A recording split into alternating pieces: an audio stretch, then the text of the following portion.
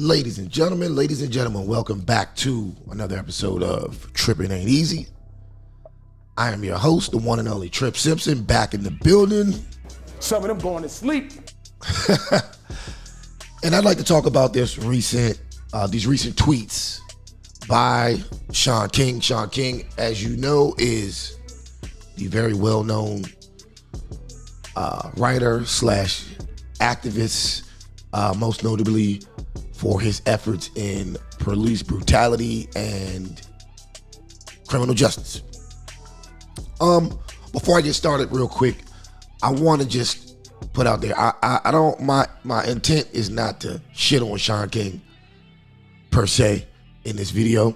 I just want to point out, I just want to give my opinion on his tweets. I do think he does good work at times. Although I disagree with a lot of his stances on a lot of different things, I do believe that the attention that he brings to people who are like wrongfully on death row and the attention that he brings to people who are, shot by police, I think that's good work. I think it's good journalism. However, I can't help but notice for the good work he does, he kind of goes backwards sometimes. And like I said, this is not to shit on him. This is just simple criticism. So, like I said, today I want to discuss his recent tweets. And those tweets were about Kyrie Irving and his situation with the NBA and the New York City mandate laws. So real quick, I'm going to show his tweet. I'm going to show his first tweet. The first tweet was about a New York City officer who recently died of COVID. All right, and this is what he put. So he tweeted the article, and then this is his caption on Instagram. Basically, it says, at NYPD, cops have died of COVID, but still the city refuses to mandate them to get vaccinated. Another cop just died of COVID after this one, making it 61. While at the same time, New York City says Kyrie must get vaccinated to play basketball, but the teams that come to Brooklyn don't have to be vaccinated. Like what? 16,700 cops and NYPD staffers still haven't gotten vaccinated and are dying left and right.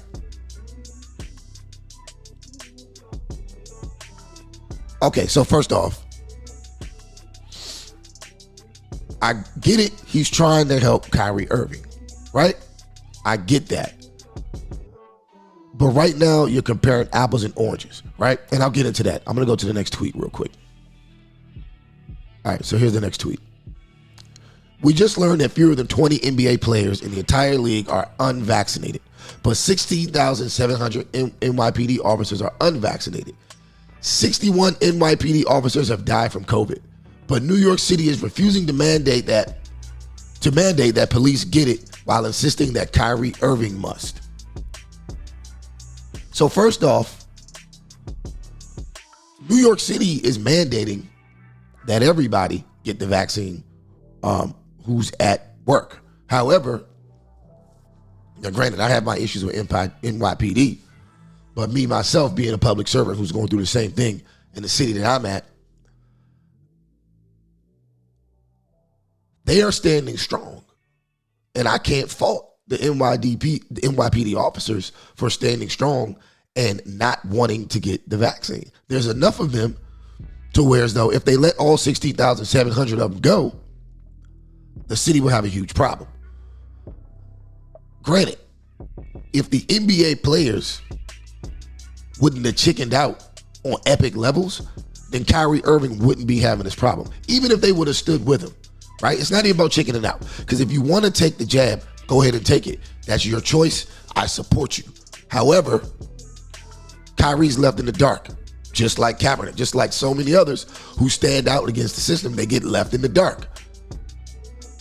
And I think that Mr. King is, I don't want to say disingenuous, but I can't find a better word. I feel like he's taking the shine off what the real problem here. The real problem is the mandate.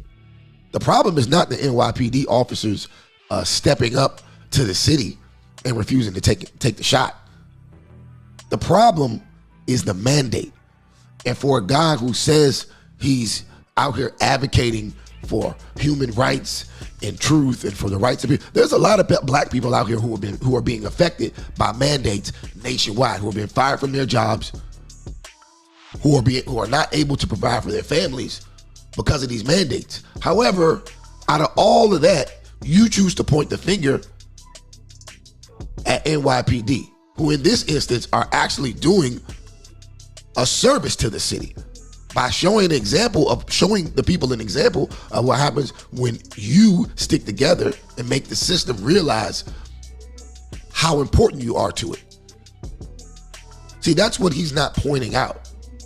He's trying to make this a black-white police issue when it just doesn't exist in this moment.